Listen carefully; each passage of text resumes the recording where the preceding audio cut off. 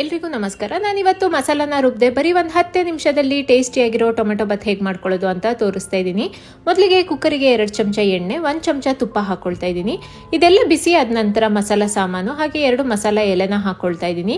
2 cut ಮಾಡ್ಕೊಂಡಿರೋ ಈರುಳ್ಳಿ ಹಾಕಿ ಈರುಳ್ಳಿ ಟ್ರಾನ್ಸ್ಪರೆಂಟ್ ಆಗೋವರೆಗೂ ಫ್ರೈ ಮಾಡ್ಕೊಳ್ತೀನಿ.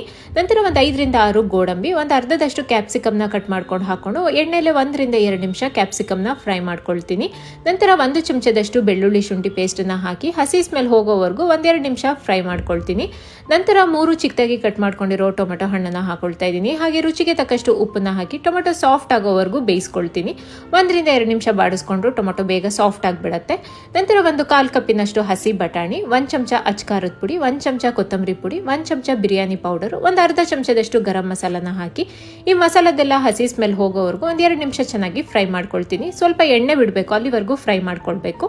ನಂತರ 1/2 ಕಪ್ಪಿನಷ್ಟು ಅಕ್ಕಿನ ಹಾಕೊಳ್ತಾ ಇದ್ದೀನಿ, ತೊಳ್ಕೊಂಡು ಹಾಕೊಳ್ತಾ ಇದ್ದೀನಿ. ಹಾಗೆ ಇದಕ್ಕೆ ಮಸಾಲ ಪೂರ್ತಿಯಾಗಿ ಹೊಂದ್ಕೊಳ್ಳೋವರೆಗೂ ಚೆನ್ನಾಗಿ ಮಿಕ್ಸ್ ಮಾಡ್ಕೊಳ್ತೀನಿ.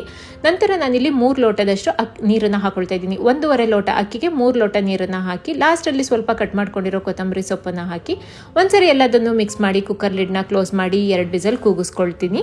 2 ವಿಸಲ್ ಆದ ನಂತರ ತೋರಿಸ್ತಾ ಇದ್ದೀನಿ. ತುಂಬಾನೇ ಟೇಸ್ಟಿಯಾಗಿ ಟೊಮೆಟೊ ಬಾತ್ ರೆಡಿಯಾಗಿದೆ. ಒಂದ್ಸರಿ ಲೈಟಾಗಿ ಮಿಕ್ಸ್ ಮಾಡಿಕೊಂಡ್ರೆ ಟೇಸ್ಟಿಯಾಗಿರೋ ಟೊಮೆಟೊ ಬಾತ್ ರೆಡಿಯಾಗಿದೆ. Thank you for watching.